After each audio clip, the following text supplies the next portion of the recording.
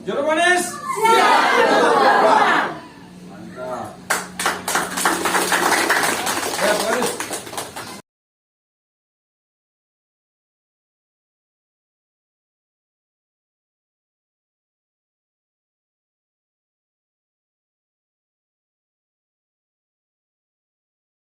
Selalu mendahulukan memuliakan ibu. Tepuk tangan buat ibu-ibu. Bapak yang saya hormati Pak Kades, Pak Sekdes, Bapak-bapak perangkat, Pak Kawil, para dusun yang insya Allah dirahmati oleh Allah Subhanahu Wa Taala. Jadi pertama nama dia Rudi. Saya kebetulan orang senang jalan, senang bercerita, senang bagi pengalaman.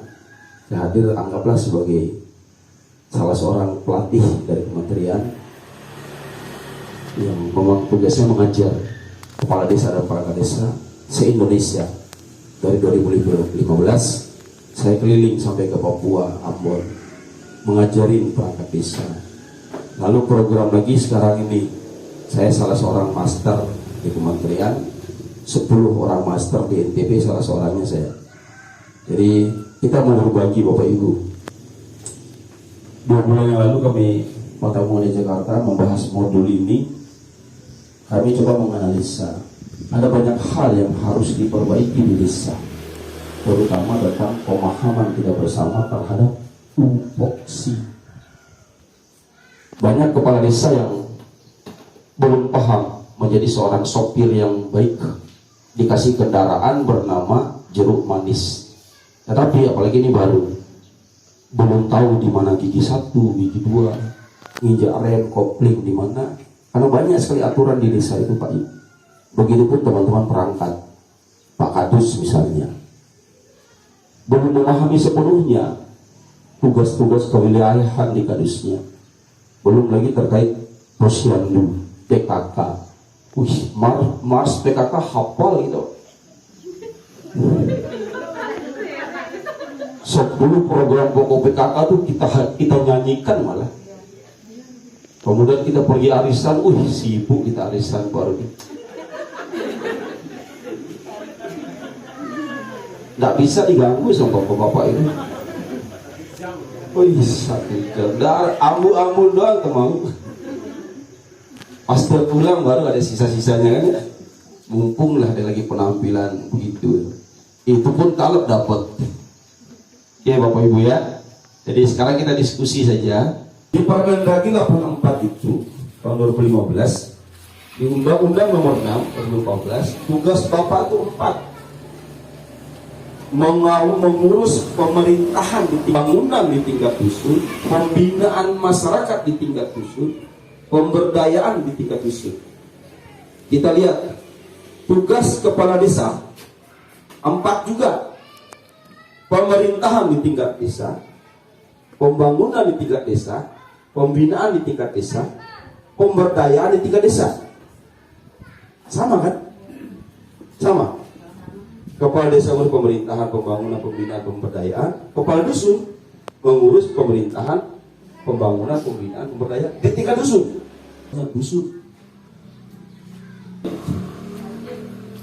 Jika tidak absen, bahaya. Bisa SP1, SP2, SP3, bisa pemberhentian. Pak Kudus tidak ada kewajiban, tetapi kepala desa sebagai pimpinan tertinggi bisa mewajibkan dia untuk misalnya masuk sekali seminggu. Undang desa, mohon maaf bahasanya tuh agak mungkin tidak setuju. Kepala dusun, perangkat desa itu pembantu kepala desa, membantu tugas pemerintahan. Logikanya begini Bapak-bapak Kadus, jika kadus maju dari segi pemerintahan, pembangunan, berbagai macam, kadus maju, desa pasti maju. Desa maju, kecamatan maju, kecamatan maju, kabupaten maju, begitu pun ke atas dan seterusnya. Artinya kuncinya ada di dusun. Jika kita tidak tahu bagaimana cara memajukan dusun, gampang sekali. Tidak tahu dan tidak mau. Jika tidak tahu dan tidak mau, modalnya hanya 1, materai 10.000. Saya kan tak bilang sudah pengunduran diri, itu kan saya visualkan. Karena dua hal, Bu. Tidak tahu dan tidak mau. Dari 10.000. Kalau tidak mau, tidak tahu, mari saya kasih tahu. Dengan yang lain ada. Nanti kaitannya dengan PKK segala macam. Unsur pembantu kepala desa jumlahnya tergantung. Perangkat desa terdiri dari kewilayahan yang melaksanakan wilayah ini. Kemudian pelaksana teknis, kasih. Nanti secara teknisnya nanti kita diskusi. Kita langsung ngomong ke sini aja. Fungsi kepala dusun banyak, Pak. Sekarang saya kasih tahu supaya tahu. Kalau sudah tahu, untuk pelindungan masyarakat, mobilisasi penduduk. Bapak harus tahu berapa jumlah penduduk Bapak. Laki-laki, perempuan, anak-anak, dewasa dengan kedilipan, bebalu, itu. Jompo, ini bukan kenapa? Nanti bagaimana mungkin Bapak bisa mengusulkan yang dapat PLT, dapat rumah tidak layak huni? Kalau Bapak begini, Pak Kadus harus mengenal dusunnya. Jangan sampai Bapak tidak mengenal dusun Bapak sendiri. Wow, saya Pak dari ujung ke ujung, iya. Hidupnya mati umur sekian, yang pegawai negeri, yang swasta, lalu dalam rumahnya hewan ternaknya, sapi, bembe, kucing, anjingnya, semua diinventarisir. Itu baru dikatakan mengenal dusunnya. Jika Bapak belum tahu itu, saya anggap Bapak tidak mengenal dusun Bapak. Pelunggu misalnya. Siapa nama pelunggu? Jumaidi. Dusun Nabi? Orang panas. Barangnya dia panas. Yang perempuan yang tingkat pendidikannya setara SMA, karena suatu saat sekarang begini, saya berani simpulkan kepala desa tidak tahu jumlah penduduk. Kalau data dari kepala dusun bagaimana mungkin ditahu? Lalu pertanyaan berikutnya saya secara teknis adalah, berapa rumah tidak layak huni di dusun Bapak? Sudah ada datanya.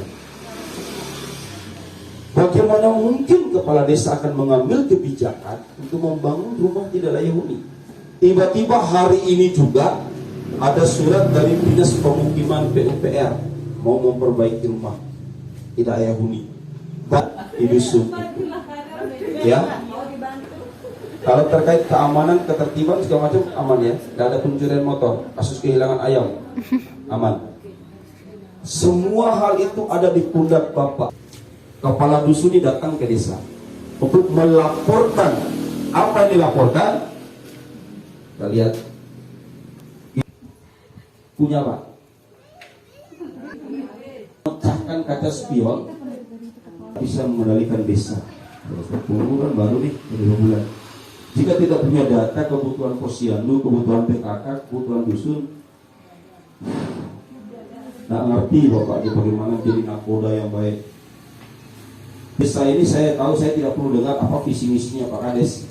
Anggaplah visi misinya itu mau nyampe ke Surabaya, tapi Bapak tidak tahu berapa jumlah penduduk yang harus saya bawa, data tentang mobil itu. Kita aja Pak, menunggu gilirannya yang perangkat. Harapannya setelah kita diskusi, dalam waktu cepat Ibu Kades kita ngumpul sama kader PKK, pengurus PKK. Ada ini Kapatan Alaik penambahan atau pengurangan yang baru lahir kerja pantarlik. Data ini Pak mau memudahkan kebutuhan nanti. Suatu saat Bapak anteng-anteng aja, DPT berapa? Oh iya, Amak Salim Pak, wina laporan. Udah ada kalimat mertu. Buku KTP dan buku KK diinventarisir semua. Direkap Pak, direkap. Kenapa? Sampai karena kesalahan nomor NIK, nomor KK, dia tidak bisa masuk RDKK. Ujung-ujungnya tidak bisa dapat buku. Lebih-lebih. Sekarang saya tanya,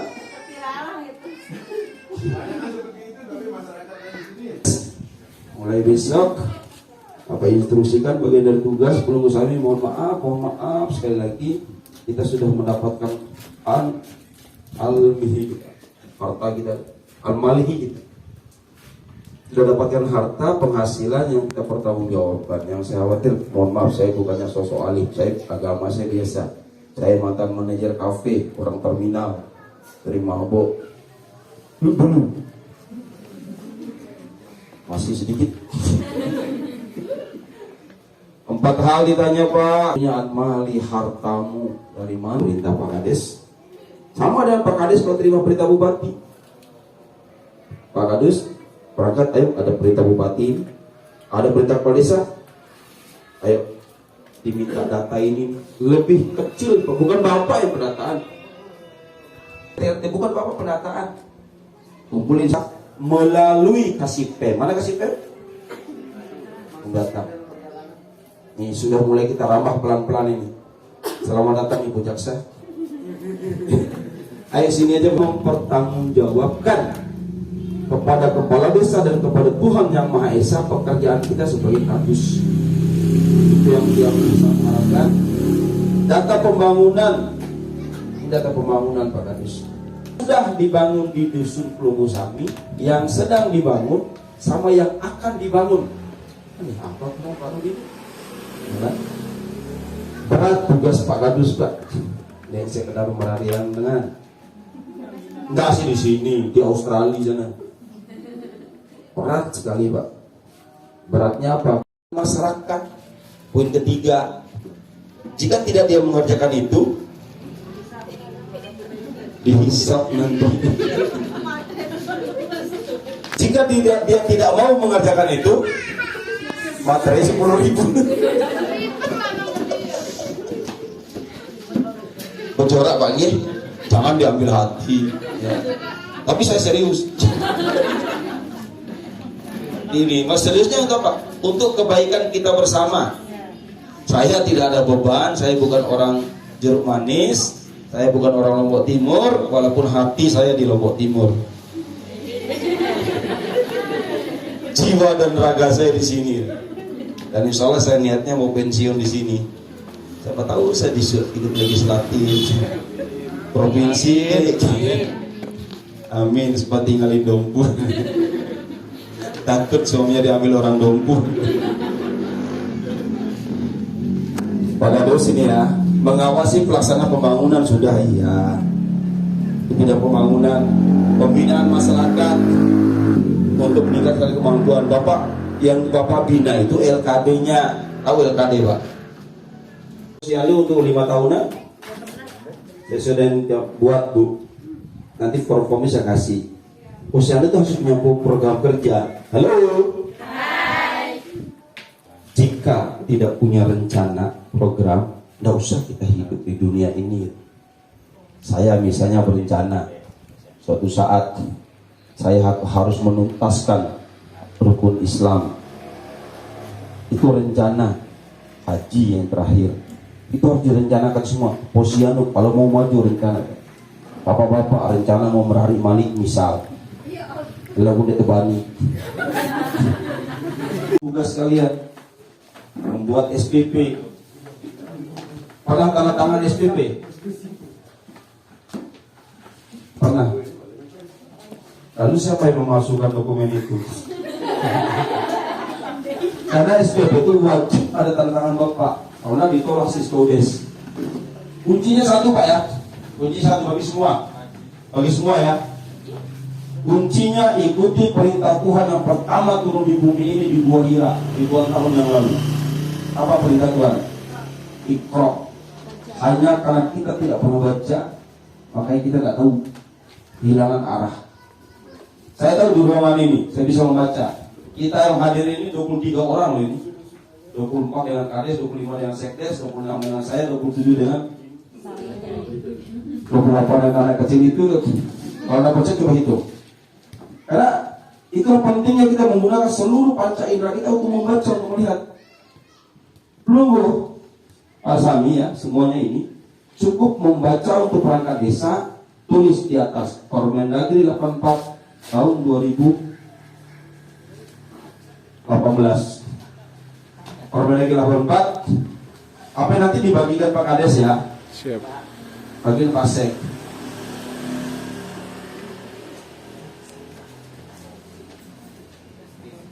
Ya, nanti saya sudah amanahkan ke Pak Kades sama Pak Sek.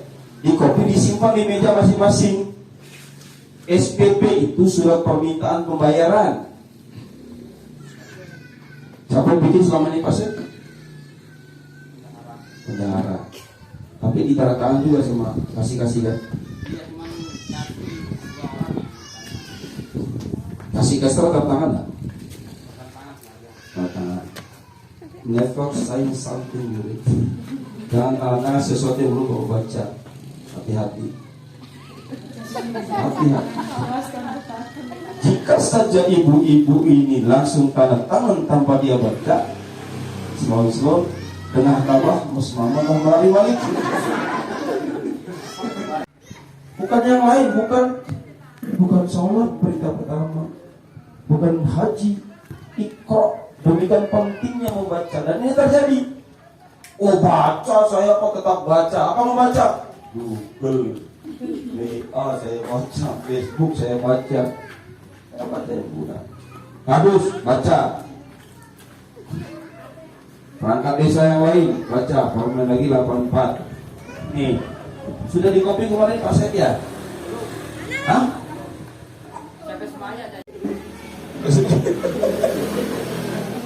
Saya takut disiapkan pasal baru sama Ibu Jaksa. Pelaksana kewilayahan, tugas ini pelaksana kewilayahan nih Pak Kadus nih. Masih membantu Kepala Desa sebagai tugas kesatuan wilayah, tugas kewilayahan.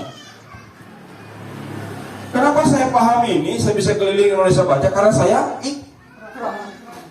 baca. Tugas kader posyandu, cukup Permendagri 18 2018 PKK dibaca. Oh ini tugas saya sebagai kader posyandu. Tidak hanya sekedar ngurus PMT.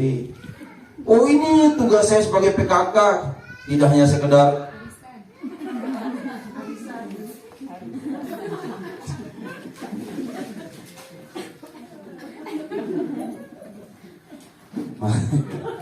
ibu-ibu nih hebat.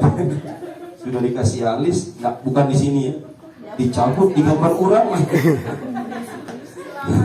Hadisnya Permendagri 110, 11213, Permendagri 84. Kalau mau tugas mereka Permendagri 84 2018. Kalau mau apa administrasi diisi kalau dusu perangkat desa Permendagri 47. Itu. Jika tidak baca kita sesat. Bumdes belum baca PP 11 tahun 2021 sesat. Makanya sesat kiri kanan lah kita. Pak Kadus ini juga karena belum baca tentang apa sih tugas sebenarnya. Makanya yang salah bukan beliau, tapi belum pernah diingatkan. Ya, jadinya sesat kita nak karu-karuan. Ada cerita sama? Ada dua dia, gotong royong. Apa kira-kira? Ini akan dijadikan rencana kerja PKK ya. Kapan dilaksanakan? Bisa rutin. Nah ini posyandu apa rencananya? Halo, mungkin rencananya kalau kita merasa belum terlalu bisa, mungkin peningkatan kapasitas.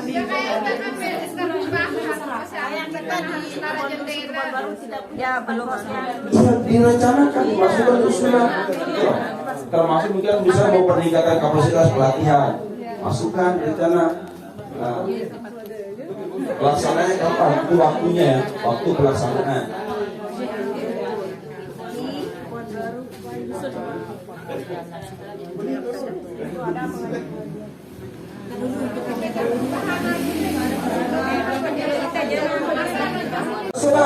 Atau mau sekaligus saja, oke kita sama-sama sekarang bahas sama-sama aja. Itu pembangunan apa-apa aja. Apa-apa bidang pemerintahan misalnya, bidang pemerintahan, data kependudukan kita ternyata memang harus kita perbaiki, gitu ya. Kemudian pembangunan apa? Pembinaan masyarakat. Pembinaan masyarakat itu yang urusan kader, PKK, pemberdayaan itu kegiatan memberdayakan, meningkatkan pengetahuan masyarakat itu pemberdayaan. Teknisnya nanti, bagaimana rencana dulu. Nah ini yang perangkat desa ini. Boleh dong.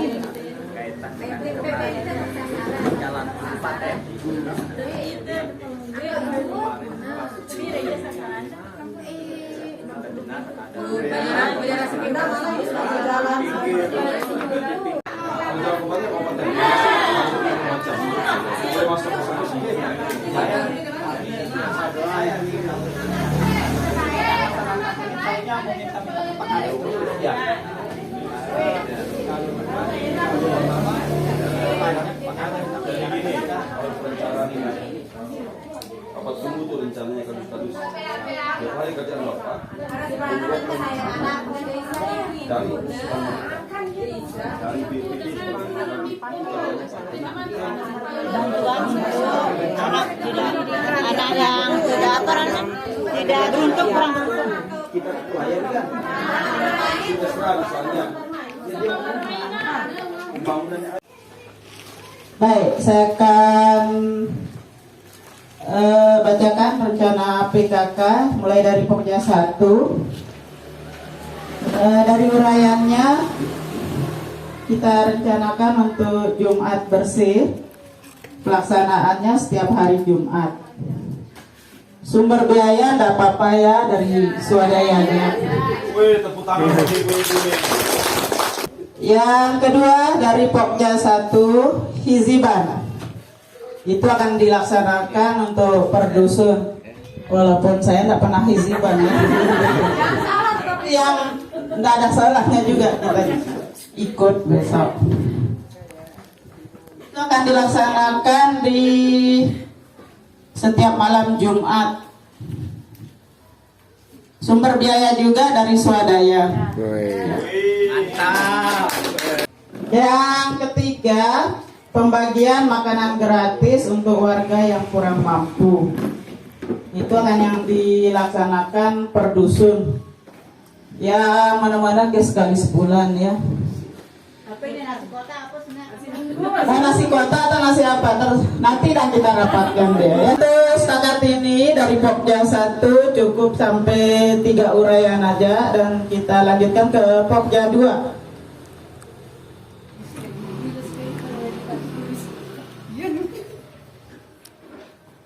Dari Pokja 2 diuraikannya sumbangan ATK bagi anak kurang mampu, penambahan modal UP2K, pendataan UP2K, dan pemberian PMT untuk anak PAUD 1 kali sebulan.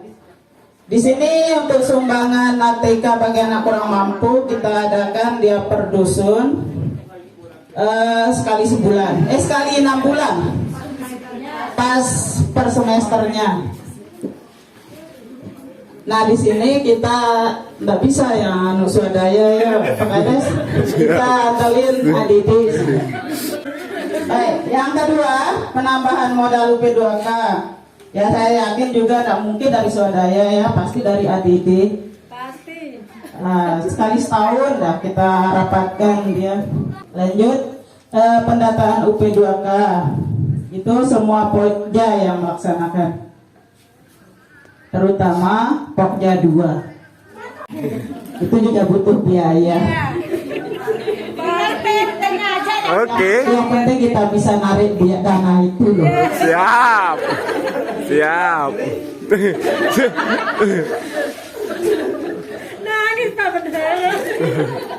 Kita lanjutkan ke Pokja 3. Di sini juga banyak ADD yang kita tarik ya. Jangan khawatir ibu-ibu. Pak Kades masih kuat. Siap. Di sini kita uraikan pelatihan tata boga, pembuatan hatinya PKK, apotik hidup atau pemanfaatan pekarangan. Yang terakhir sumbangan bibit dan polybag. Data Musdes bawa itu yang resmi itu. Bu, ada triknya kalau mau melawan bapak-bapak ini. Bawa semua anggota perempuan itu menjadi pasukan. Pasukan itu balas dulu dia, not dulu. Kalau sudah ibu-ibu bilang pokoknya saya tidak mau tahu, kami tidak mau tahu. Ingat, baris malam Jumat dok. Punggungin bu. Ya, jadi Pak, ini usulan yang sangat menarik. Luar biasa ibu-ibu ini bisa memikirkan tentang nasib anak-anak kita, tentang kebersihan, tentang kesehatannya. Itu harapannya. Jadi ke depan sekali lagi, apapun rencana itu dikunci dibawa ke Musdes. Coba saya mulai dulu rencana kerja dari perempuan lagi yang di kader posyandu. Ayo.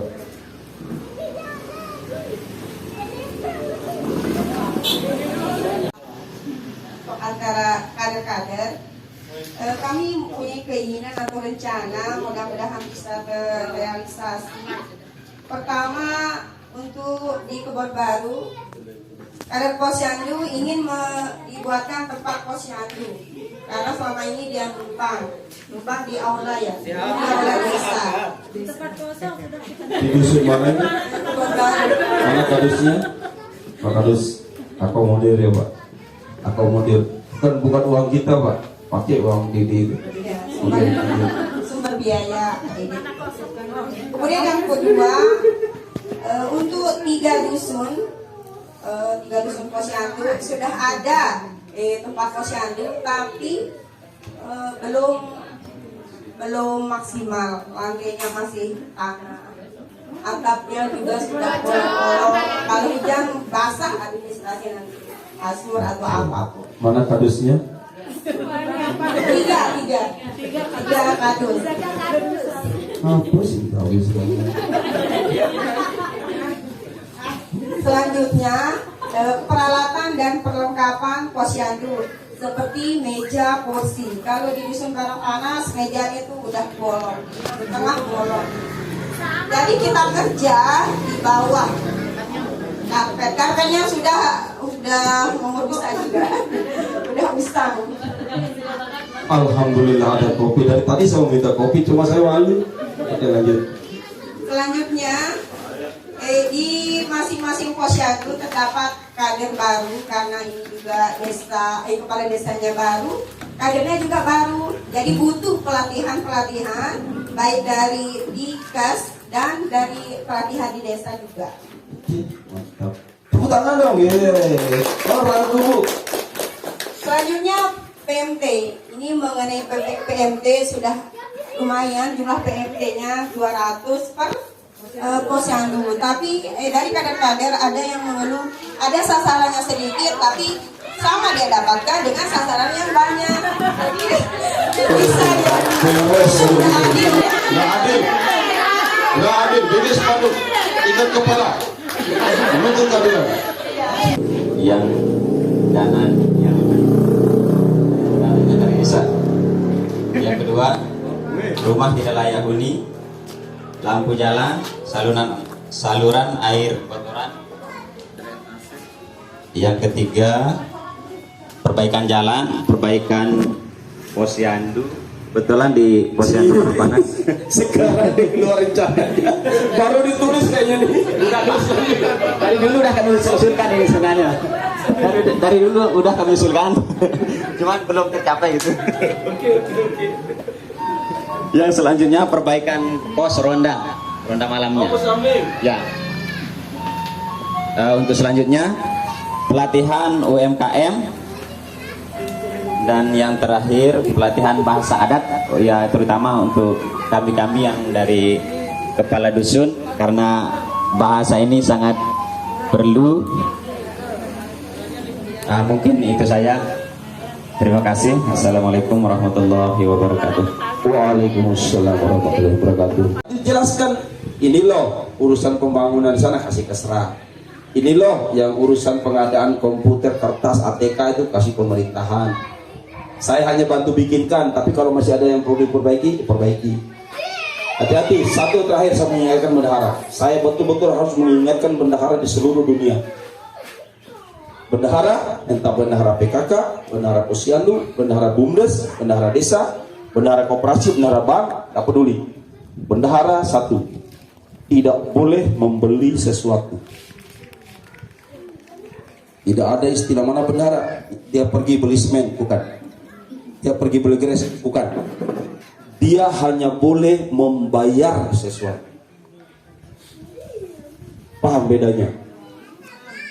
Kalau membayar berarti barang sudah masuk atau sudah dipesan. Masuk pagi, bayar siang. Jangan sampai pergi beli pakai apa orang belum diajukan. Jangan uang itu dikasih ke siapapun. Bapak itu pegang uang 100 juta misalnya, penarikan uang 100 juta. Lalu ada SPP, permintaan pembayaran. Dari uang 100 itu coba bayar 7 no, katanya kasih kesra. Pertama dengan pegawai no, 5 orang, keres, semen. Barang, pokoknya barang ini harus diadakan. Pengadaan barang jasa.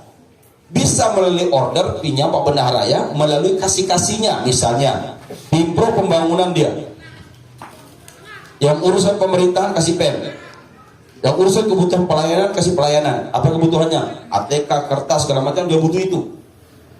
Lalu dia ngorder barang, dibuat SPP, surat permintaan, atau dia ngutang barang, suruh masukin barang dulu. Kita ini GU istilahnya ganti uang, bukan kasih uang suruh belanja, bukan. Ceritanya kita PPJ dulu baru pembayaran. Pengadaan barang jasa dulu baru dibuat SPP-nya, surat permintaan pembayaran. Hati-hati dalam mengelola uang. Jadi sudah ada uang di APBDes, sudah ada uang di rekening, dan mulailah pengadaan barang jasa. Setelah itu diinput di Siskodes, ya toh? Input saja keluarlah salah satunya SPP. SPP ini ceritanya barang ini sudah ada. Lalu jasa orang sudah kerja, lalu datanglah ke BPKAD, urus uang, pergi ke bank, pulang karena barang sudah dikerjakan, barang sudah ada, tinggal bayar. Tidak ada lagi ceritanya uang harus dipegang-pegang, ya, tidak ada di mau manual mau apa. Terakhir saya kasih trik menghitung pajak. Siapa yang hitungin pajak Pak Bendahara? Ada aplikasinya, mantap. Satu triknya Pak, amalkan. Bapak datang ke Selong, ambil uang, urus SP2D di BPKAD, pergi ke bank, CMS kan. Begitu keluar dari bank, Bapak bawa RP, pergi ke kantor pelayanan pajak, minta dia hitungkan kita. Nggak mungkin ada selisih. Jikapun ada orang-orang misalnya inspektor atau apa yang kasih tahu aja ini sudah dihitung di sana dengan aplikasi mereka. Di sana udah jelas. Saya dosen perpajakan Bu, saya pernah jadi dosen dari akuntansi. Saya sarjana pertanian Pak Kades, tapi saya ngajar akuntansi dasar sampai akuntansi biaya. Saya ngajar mata kuliah audit 4 tahun. Saya ngajar dasar-dasar perpajakan sampai teknik pemeriksaan pajak. Paling gampang begitu Pak, paling gampang. Nggak usah belajar lah, capek, lelah kita, otak kita udah pas-pasan. Mana ngurus ibu jaksa lagi. Kita kan udah mumet-mumet di kantor sampai rumah, ya Allah, Pak beli galon. Saya di kantor main telunjuk sampai rumah, kita galon semudah. Bis asnaf, sekdis nih, beda kan? Kadis lebalis. Ternyata kepala dinas juga sama nasibnya. Sampai rumah, esek dah lebalis. Esek dan juga begitu, bupati juga gitu. Sampai rumah, enggak ada apa-apa. Kalau sudah mereka berbunyi, harus pokoknya. Ya, datang, kita tolong kantor pelayanan pajak itu. Dia punya tanggung jika ada salah-salah mereka yang akan kena sanksi. Itu triknya. Poinnya satu, jangan pernah bawa pulang uang pajak. Kalau mau aman, Asek. Ini kan pimpinannya, itu bawahnya Pak Sek. Jangan pernah bawa uang pajak. Tugas Bapak adalah memungut dan menyetor, bukan membayar pajak. Beda dengan PBB itu PPH kita sendiri. Tugas Bapak, tugas kita memungut dan membayar dan menyetor, bukan membayar. Setiap kegiatan pajak sekian pungut. Ada PPH perangkat? Tidak ada. Hah? Tidak ada. PPH pasal 21 penghasilan. Karena? Oh ya, nilai tidak kena pajak. Di bawah semua penghasilan tidak kena pajak. Kader Posyandu Pak Kades. Juru manis. Siap.